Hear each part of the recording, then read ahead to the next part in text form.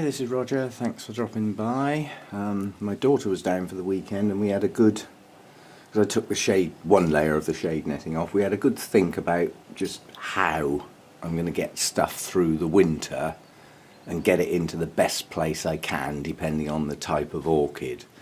Now I've already decided that the Phalaenopsis, the Paphiopedilums and my two Psychopsis are coming into the house because they just don't do well in the colder nights. But most of the other stuff that's in here, some of it's actually going to enjoy those lower temperatures, the Restrepias, Masdevallias and the like. They'll love it. What they don't like is the short day lengths. There's not a lot I can do about that.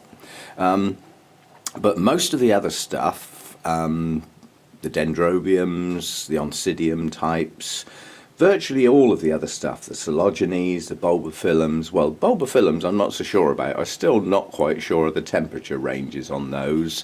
They're a funny genus because it's huge. So the vast array of species, hybrids not so important, but you know, they do come from different areas. I mean, some are classed as warm to hot growing. Well, I can't do that. Well, I can when the sun's out in the middle of the summer, but you know, it's an odd day. That's not can't plan for that. But I don't really know how cool they will tolerate. So, as they're relatively new for this year, they're going to stay where they are. And all the Oncidium types and the like, they'll be fine with temperatures down, you know, sort of 12, 13 degrees. As I say, most of the Dendrobiums are going to love that. So, yeah, that's sort of where stuff's going to be, I suppose, just generally speaking. But more specifically, these are the problems, the long cane, as I call them, the long cane Dendrobiums. Yeah, and therein lies the problem. It's the sheer size of them, you know, from top to bottom. That's a lot of plant to try and accommodate. And I need them to get the brightest possible light I can give them through those winter days. So the plan, I'm not quite sure it will be executed to the letter of the law, but the plan was always, or originally, once we get into October time, the sun will drop behind that huge tree, which I doubt if you can see. So for a fair bit of the day, it's a good 3 hours. The sun drops behind the tree, so this end is in shade until it pops out the end again. And then not long after that, it sets. So the direct sun on this end glass is actually quite short. And then obviously as the autumn progresses, the leaves will drop on that tree. But it's still such a huge tree that even when it's got no leaves on, the sun behind that tree is incredibly filtered before it gets to this glass. So that's what I did last year up this end. That's what I'll do again this year. That worked fine. But that still doesn't accommodate these things. And the idea was to get them up here somewhere where they can get that really bright light. And my daughter, bless her, says, well, why don't you take the shade netting off of that side? Because that gets a fair, you know, on a sunny day in the winter, the sun's shining straight on that for the longest period. So really, that's the best light. And then I said, well, I can't get at it. You know, these long canes, they take up too much room. And also, I've never taken that shade netting off. That single layer of shade netting is permanent. Therein lies the change of plan. So simple, but I didn't flipping think of it. I said I can't take that shade netting off because Masdevallias, Restrepias and things like that are not going to take that direct light through the glass. They're not going to have that. It's too much for them. They don't come from areas where they'd ever get that sort of light. It would be too much. And she said, well, why don't you roll the shade netting down to halfway? So that, you know, because first of all, we thought about folding it, but then I'd have a double layer down the bottom, and that's too heavy shade. You know, it'd be practically dark. But if I roll it down and fix it on the outside at that halfway point, or around that halfway point, I've then got bare glass here, but I still can't get these long cane Dendrobiums anywhere near that glass. So the plan at the moment is the fogger gets taken out in the winter anyway, it's not required. Yeah? Take that section out. Take that shelving out completely and leave a gap right down through there where they can hang right up against that glass. Now, I wouldn't have thought of that. And then, you know, like my daughter said, you've still got to think about what's on those shelves and where they're going to go. Well, there's a couple of Phalaenopsis, they won't be in here.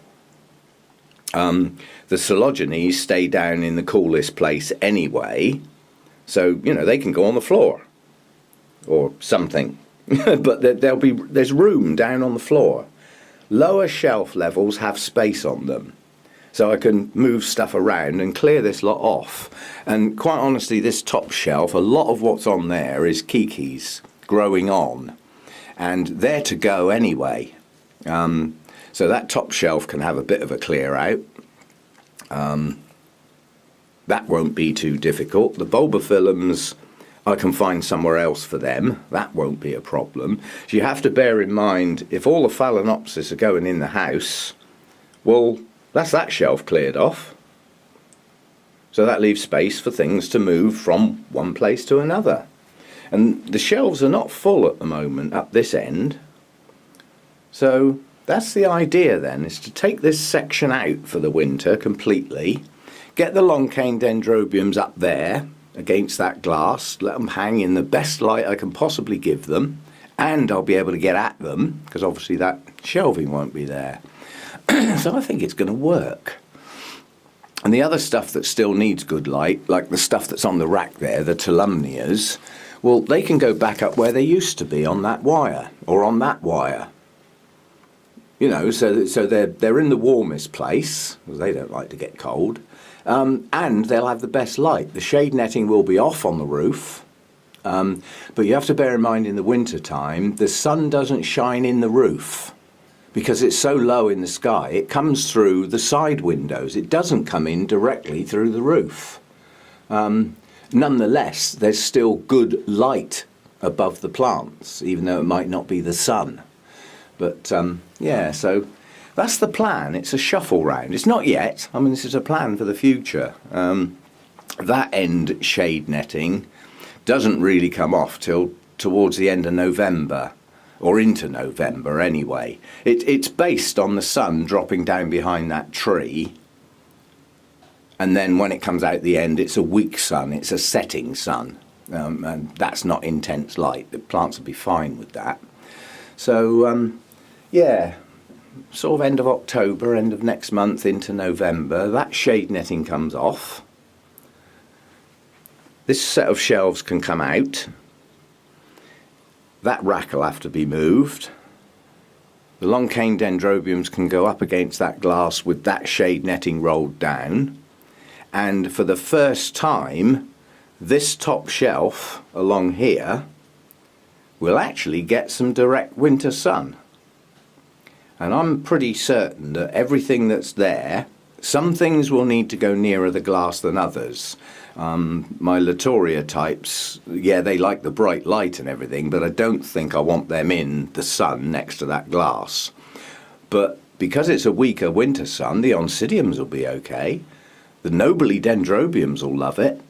And the Nobile dendrobiums can shade the Latorias, same as they do now. So I think that's going to work. I'm quite happy with the plan. As I say, I can't execute it yet. The sun's still quite strong during the day. But, you know. So, I think that's going to work. And I didn't think of using that end for the bright light. The plan was always to do something up here. And that was always going to be difficult because, you know, I can't move that thing. There's too much on it.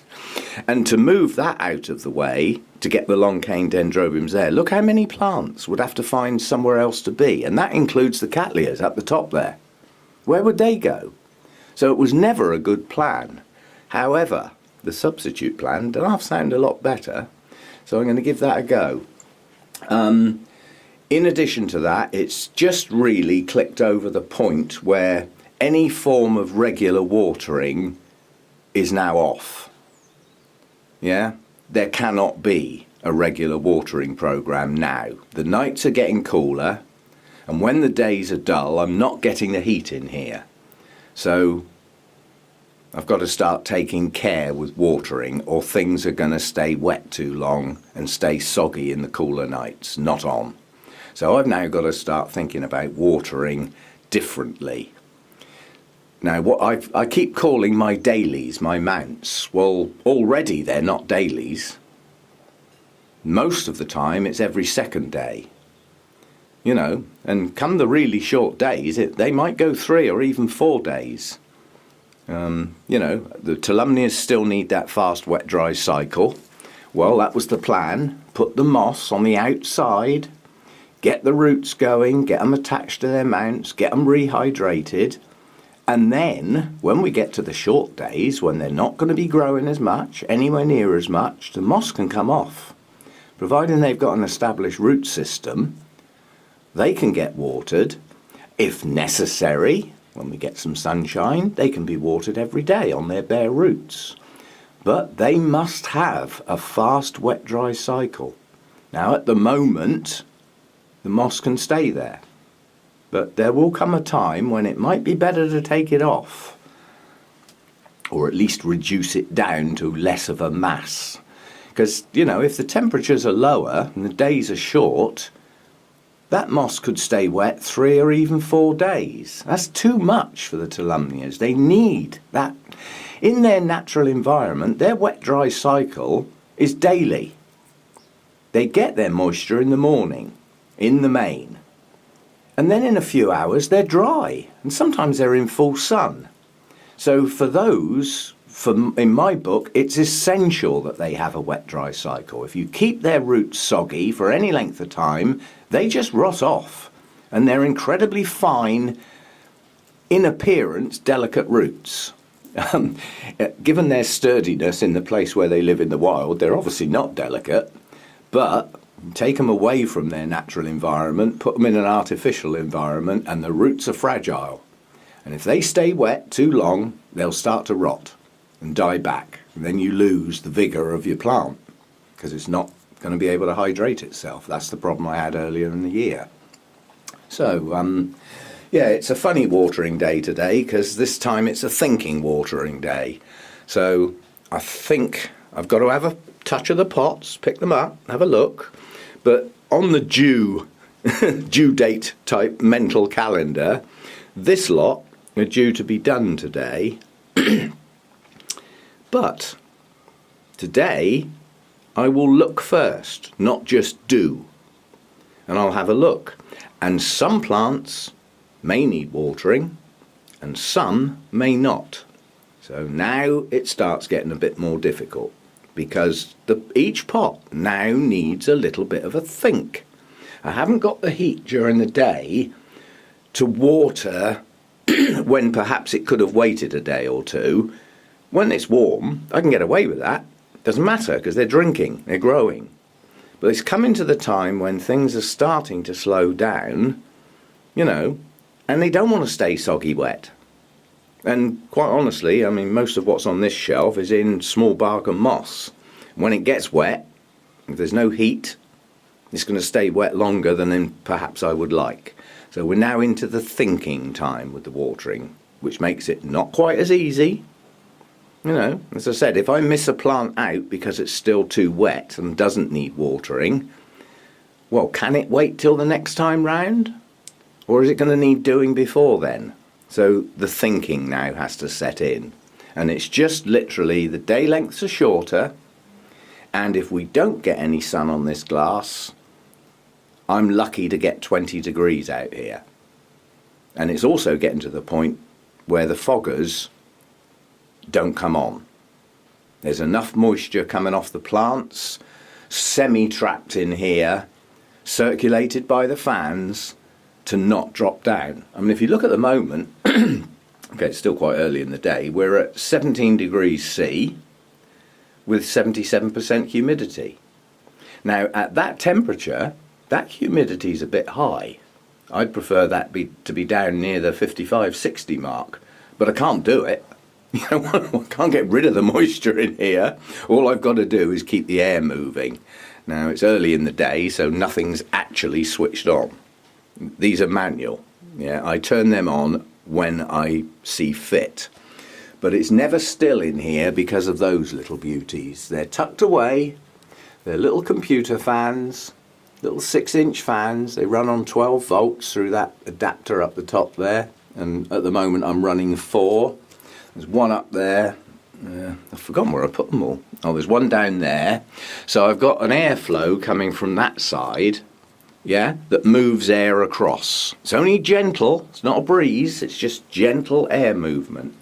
And then there's another couple. There's one there, tucked away there, that keeps the air flowing across this area. And there's another one right down the bottom there that really is for the cotyledons and you know, the stuff that needs to stay cooler. So that just keeps the air moving gently. And still in their box I've got another 2 which for the winter I need to get them wired in somewhere. I'm not sure. I think I want one up in that area there, sort of, so that I get an airflow across the top here. And if I can get the air moving across the top like that, these 2, yeah, it gets like a cycle of air. It's only gentle, but it's enough to keep it moving. You know, still cool air with humidity is not a good recipe. It really isn't. There's things lurking in here that by keeping the air moving, they don't tend to get a hold. Nothing can settle any sense if the air's moving well. But, you know, you start getting the cooler temperatures with higher humidity and still air, and all those nasties find places to be. And if they're happy, they'll start doing nasty things to your orchids. So, you know, air movement is just so important. Everybody worries about when I should water, what I should feed with. But that's all well and good for the individual plant, but the environment the plants live in is also, it's as important, and in some cases more so. That air movement is so important. That's why I have an envy of people who can grow outside with proper breezes. And it's fresh air as well. It never gets stale outside. It's always fresh air. It moves around and it keeps nasties on the go. Doesn't allow them to settle. You know, that even includes some bugs. You know, they like it nice and still because they're fragile, tiny little things. Things like aphids and stuff. You get them in a breeze, you know, they travel 2 miles and bump into everything because they have no strength in their flight. So, you know, air movement's good. You can't stress it enough. Yeah, still, cool, damp air is a recipe for disaster. In my book, you're really asking for trouble. So, keep it buoyant. I mean, there is a saying that if you're comfortable, probably your orchids aren't too bad either. And do you like cool, damp, stale air? Well, no, you don't, do you? Nor do your plants. I mean, some would say, yeah, but I don't like 30 degrees either. Well, I don't mind it. I can stand the heat. I love it. And I can stand the cold. I'm a funny creature. Born wrong is the expression my dad used to say. You know, you got everybody in the heat rushing for shade, and I love it. And when I was still at work, I was the one still working outside in -5 with a little jacket on, not even done up. So I can take the cold and I can take the heat. I don't like working in that heat though. You know, there's some things that can get too much for you. Anyway, so that's the plan. It really is a shuffle round. It'll take a bit of time to do it. But, you know, it's not yet. Coming soon. And it looks like we might get some sun today. So today, we didn't get any sun over the weekend of any... Well, it was at the wrong time of day to do the test. But the test is, does the sun drop behind that tree yet? And if it does, I can seriously consider taking that other layer of shade netting off. But I can't do it yet. You remember I've always said, if you're going to change your lighting for your plants, you need to acclimatise them gently. Now, I don't know the difference between, accurately I mean, the difference between 2 layers of shade netting and 1. All I can say is that there's a lot more light coming in through a single layer than there would have been for 2 layers. But then the strength of the sun is reducing. So that's fine. I'm okay taking the 1 layer off. But I'm not taking the other layer off a day later. They'll go from filtered light to some direct sun in the afternoon. I'm not doing that over 1 day. I'll do that over a period. So I now need some time for these plants up this end to acclimatise to a layer of shade netting coming off. And there will be dull days, wet days, there will be some sunny days. And eventually, probably a couple of weeks, this lot up here will think, yep, I'm happy with that, I can cope with that. I know one that won't, that will need moving, and that's that Ivanagara apple blossom. I've already singed that once this year, I'm not doing it again, so that's going to get moved. And then a couple of weeks' time, I would think, if the sun's going down behind that tree, then that end can really brighten up. The difference when that layer comes off is quite incredible, so I need to do it with care. Timing is paramount, otherwise I'm going to get some singed leaves, which we don't want. Once they're singed, they've had it, basically. They don't get better, they don't mend. You've lost them. They're gone. Quite honestly, once a leaf gets burnt badly, and there's more burn than green, you just as well take that leaf off. It's not really doing the plant any good, and it looks awful, So the goal is not to get any in the first place, then you don't have to worry about it. Okay, that'll do for this one. I may start another one later in the day when I do start watering, because I have got some new spikes and things to talk about that have just been skipped over recently. So we'll get back into more of the update type video, the things that are going on in the background. Lurking, some of which I may not have even seen yet. So I'll start a new one for that. So anyway, that's the plans. Say what you think. I always like to put things out. I know it's difficult to imagine what this place really is like when it's only on film, but people watching it cold may come up with another idea that neither me or my daughter have thought of that might be better. So don't ever think your comment is wrong.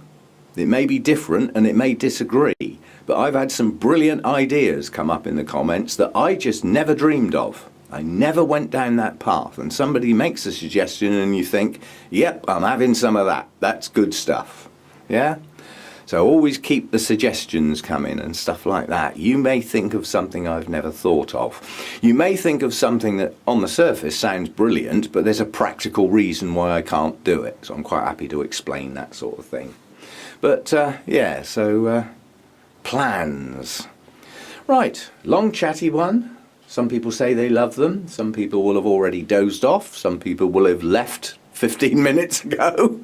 I can't do videos to suit everybody all the time, and this was just one of those rambling ones to get my ideas out, and then when I put this video together I can listen to it and it'll reinforce my ideas, and then I can revisit it later and think, actually that was a good idea, or no, that wasn't a good idea. But if I don't do this sort of thing, I'll flipping forget what I thought.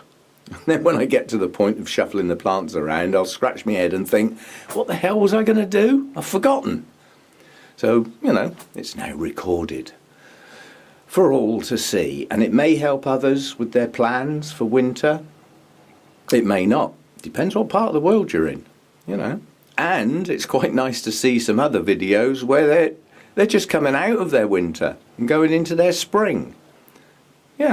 Different parts of the world, different ideas, different light levels, different daytime temperatures, different nighttime temperatures, different day lengths. That's a biggie, believe it or not. Where most of these plants come from, their day lengths don't change a huge amount. Probably a 3-hour difference between the shortest and the longest day. The difference between the shortest and the long day in the UK is 9 hours. It's not funny. We get down to 7-hour day lengths in the middle of winter for about a month. And at that time of year, it's dull weather. The light's appalling. You know, and some people don't have to deal with that, but we do. You know, it's just a UK thing, and other parts, you know, draw a line round the globe. There's parts of Canada in the same boat, you know, Norway, Finland, Russia. We allowed to talk about Russia? Well, I am. We're all people. We're all people. That's it. But anyway, I've waffled enough. I need to do things now, and the most important thing at the moment is breakfast and another coffee. See you again. Bye for now.